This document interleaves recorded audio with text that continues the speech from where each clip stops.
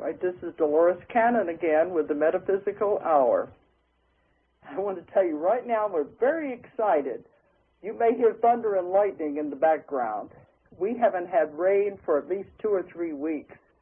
We're burning up here in Arkansas, and this is the first rain, and it's come in, and there's a lot of lightning and thunder, and I just hope it stays long enough to get the ground saturated. So I don't think it'll interfere with the program, but I'm very glad to see it. So you may hear some crashing and booming anyway. All right, before we start, I want to give out the toll-free number. The number is 877-876-5227. 877-876-5227. And that number is toll-free all over the world. So anybody can call in that wants to do it. Okay, I've got a very interesting guest tonight, Dr. Haines Ely, and he is a medical doctor out in California, and I'm going to be letting him tell you all about himself and everything, but the main reason I wanted him to come on is because he has a very close association with John of God in Brazil, and I know most of you know who he is, but we're going to have Haines explain all of it, and we're going to talk about this famous, I guess he's called the psychic surgeon tonight. Okay, Haines, are you there, aren't you? I'm here. Nice to hear your voice, Laura. You're not having the heat up there, are you? Well, we had 105-degree weather last week, but it's cooled off considerably. We don't have the humidity you have, and we don't ever get rain here. Never? Well, not until the rainy season. All summer long, we don't see rain. Well, thinking you're in Grass Valley, that's around where the the mountains are and the pine trees. Oh, yeah. We're up in God's country, but it still doesn't rain much here. Well, I know they're burning up down around L.A. Indeed. So I figured you were further north than that. Oh, we're way far north. We're up near Lake Tahoe. You've been here. Well, it's breaking records for how many days it's been over 100 degrees here. Well, I'm not sure if that's global warming or just another hot summer. Well, I don't know. I keep thinking it could be global warming because it's this whole weather pattern here has been extremely strange. We started getting hot in April, which is very unusual. And, you know, you've heard what's happening in St. Louis and New York and everywhere. I'm glad I'm in none of those places right now.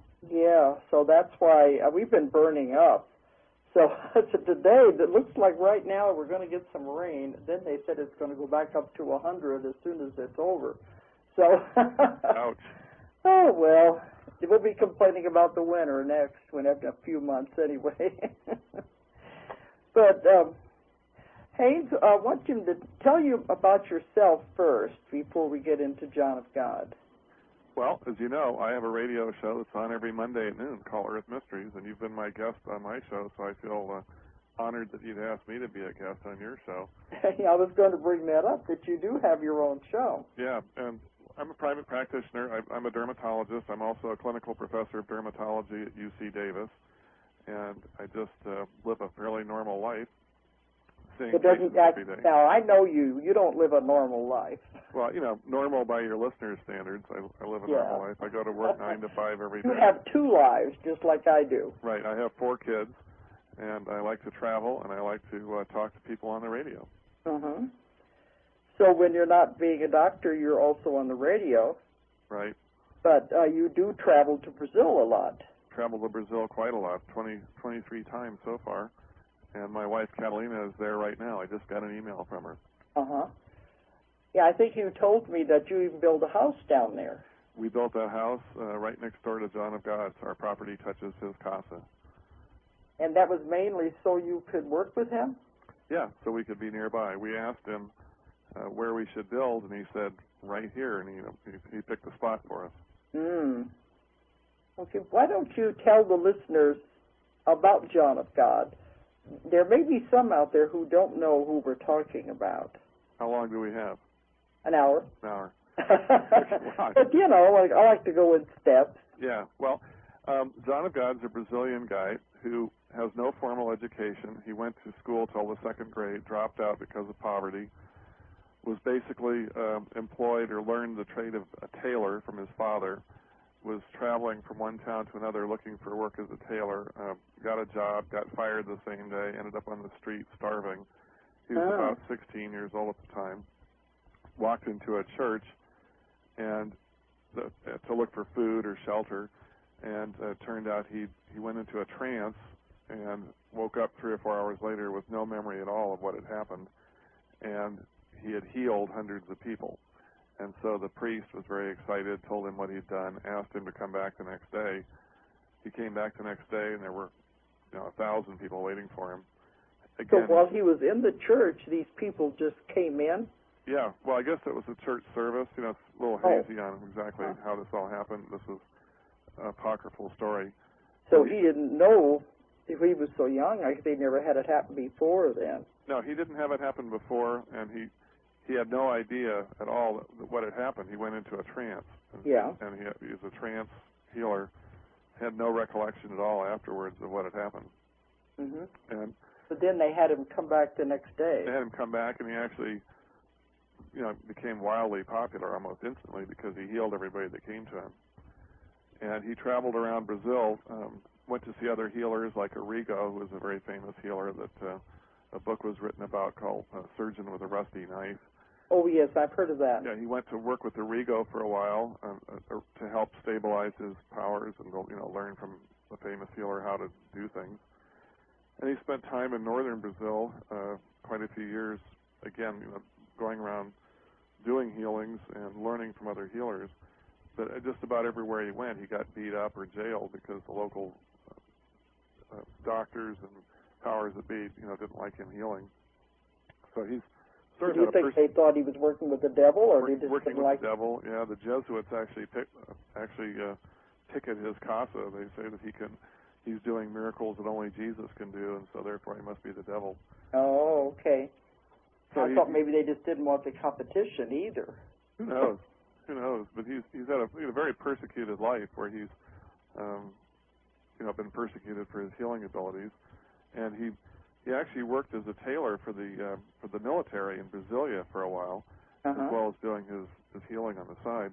And so he made lots of friends with military officials and government officials. So he has some protection from them. He's also healed a lot of government officials. Like one of the people I met there was the former Supreme Court head of the Supreme Court of Brazil, who had been healed by him.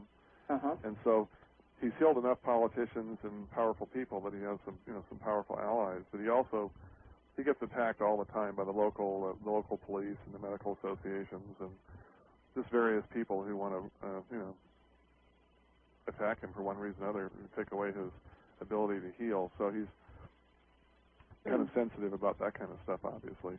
You think that's strange, that by now he's been doing it so long that he would have been accepted.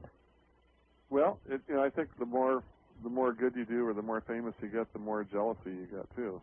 Yeah, I guess that's true, But I would think, I know people come from all over the world, but I would have thought he would be accepted by his own people.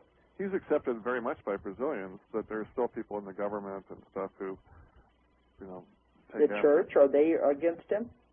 Well, his place, his healing place, is called the Casa do Inácio.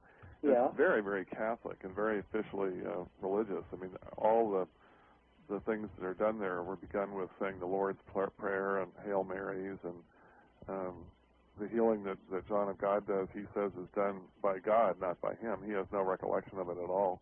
And so it's a very religious kind of atmosphere. Everybody's wearing rosaries and saying prayers. So the church shouldn't be the ones that are against very Catholic. Well, like I said, the Jesuits pick at the place. The Jesuits say he's doing miracles that only Jesus could do, so therefore he must be the devil. But we even in the Bible, Jesus said you can do this and more. Oh yeah. But there's always, to me, it shows ignorance. But they do have a lot of that all over the world, and when people get to those points. Well, I think a lot of times people come home healed that their doctors told them go home and die. Yeah. And the person goes back to the doctor and goes, nah, this guy healed me, and you said I was going to die. And I think that stirs up a lot of jealousy and bad feelings. I can understand that. Because I get clients like that. They come in and say the doctor said I've got 6 months to live, and they said they told the doctor, I don't think so. I've got things I want to do. Right. So, you know, we know it. The mindset has got a lot to do with it. Right. Well, there was a very famous psychic, probably the most famous psychic in Brazil, named Chico Xavier. And Chico told João, when João was fairly young in his healing career, to go to this town where he is now, called Abadiânia, and set up a healing center. And a man from Abadiânia Vela, the old town of Abadiânia, gave João, I think, about 1,000 acres, quite a lot of land. But it was in nowhere. I mean, literally nowhere. Out in the middle of the jungle, or what? Yeah, middle of nowhere. It's about 90 miles west of Brasilia. But Brasilia was built in 1964. So Brasilia is a new city. And Brasilia was built in nowhere. You know, nobody wanted to go there because it was so far away from anything. Yeah. So the town where João set up his healing center was literally nowhere. I mean, there's just a little road going to it. Now there's a state highway that goes across Brazil that goes right through the town. But it's I still wonder kind if they of made it go that way on purpose. Yeah, it's still kind of a nowhere town. Yeah, but because he was getting people coming, I wonder if that's why they steered the highway over that way or something. No, I think it was just coincidence. You know, the highway went through this. Even the town today is just a truck stop. You wouldn't even know it's a town. You'd blink and you'd be through it. You have to know where to go anyway. Oh, yeah. It's easy to get to, but you have to know where to go. Yeah, otherwise there's no sign out there or anything. There's a sign saying Abadiânia, and that's it. You blink Yeah, and past it. okay. But that's probably where the man gave him the land, because he figured nothing would ever be done there. Yeah, it was worthless land when he gave it to him. It was so far from anything. But now people come from all over the world. You get, a lot of people from Europe, France, Germany, England, a lot of people from Australia, New Zealand. It's really a world community now. Well, how did you come in contact with him? Well, it's a long story, but I'll try and shorten it. We have time. Yeah, no, a local friend told me about this guy in Brazil and showed me some pictures and stuff of the healing.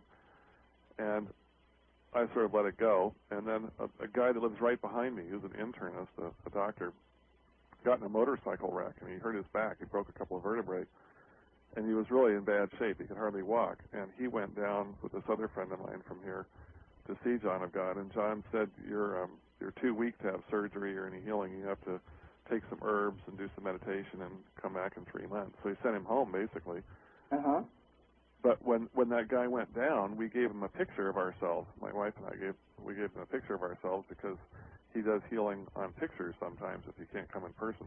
Well, he can do it by distance then. Yeah, by distance. So does he have to have a picture to do it by distance? He likes a picture, yeah.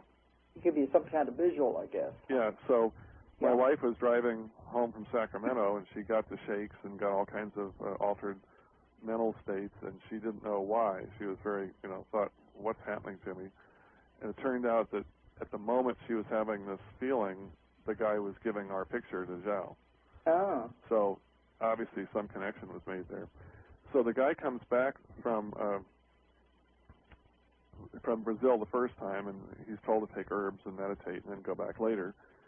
The second time he goes back, I'm taking care of his house for him, and he has a pond with an old dock, and I tore apart the dock to make a bridge over a creek, and it was pretty rough, hilly country. And I'm doing this for the guy because I figure he can't do anything. He's so crippled up from his motorcycle wreck.